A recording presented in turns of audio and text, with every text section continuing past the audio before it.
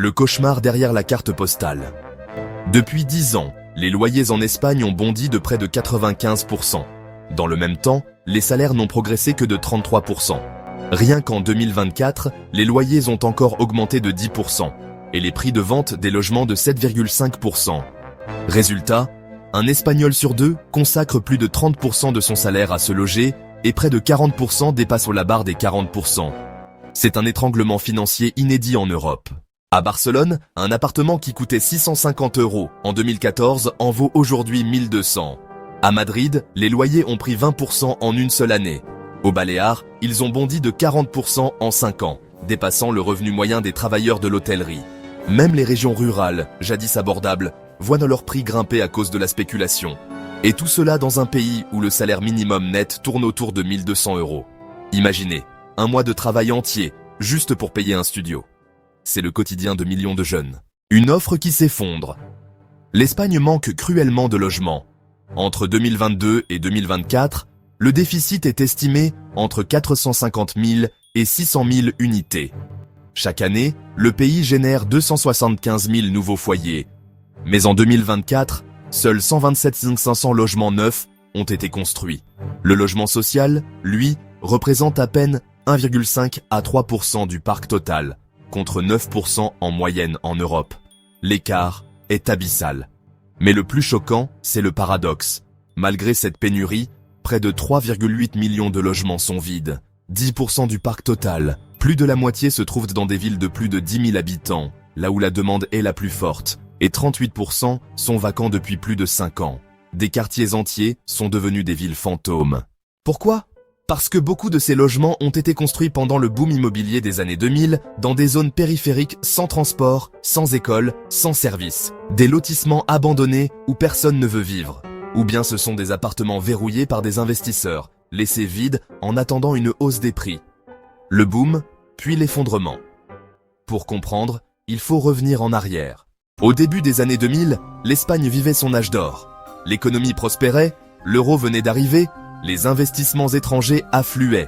Et surtout, on construisait. Entre 2000 et 2009, 5 millions de logements ont été bâtis.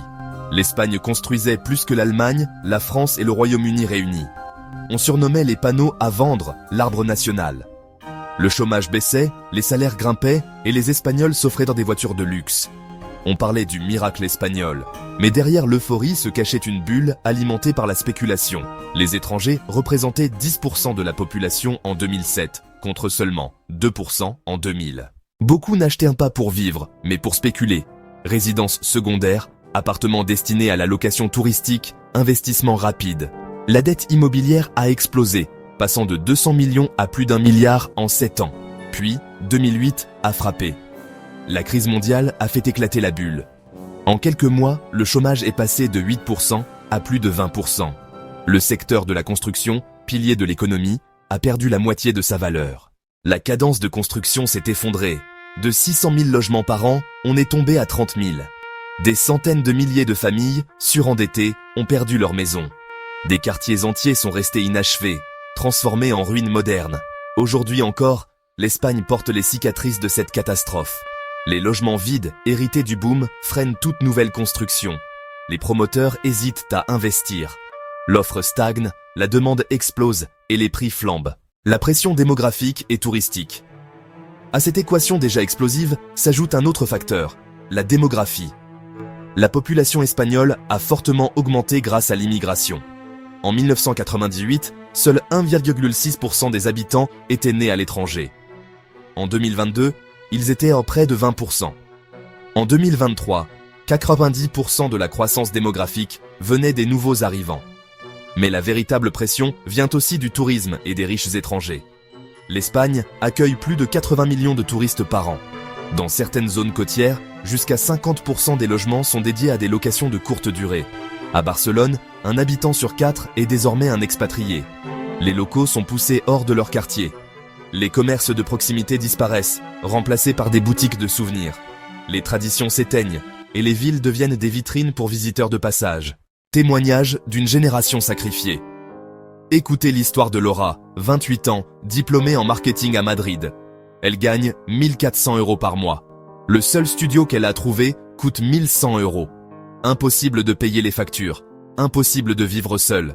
Alors, comme beaucoup, elle est retournée vivre chez ses parents. J'ai étudié pendant 5 ans pour me retrouver dans ma chambre d'ado, dit-elle.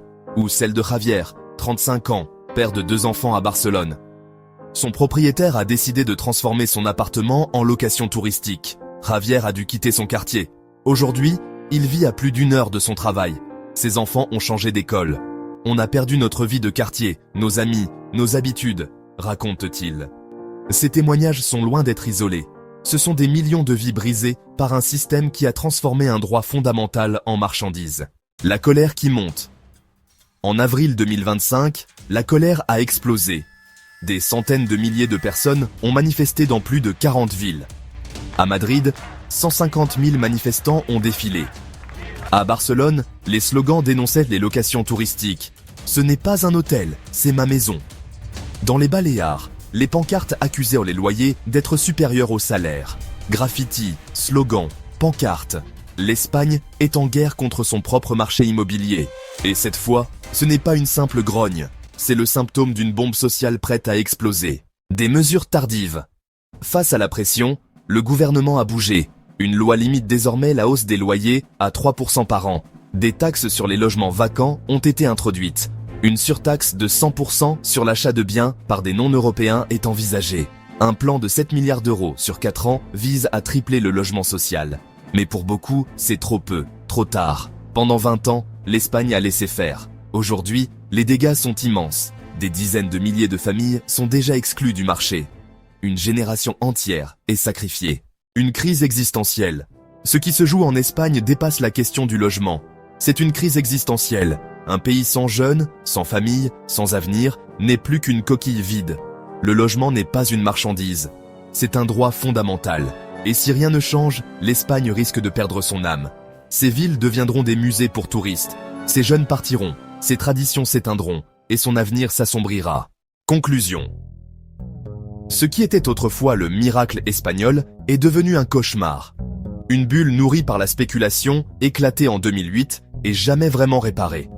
Aujourd'hui, les loyers explosent, les salaires stagnent, les logements restent vides, et la jeunesse est sacrifiée.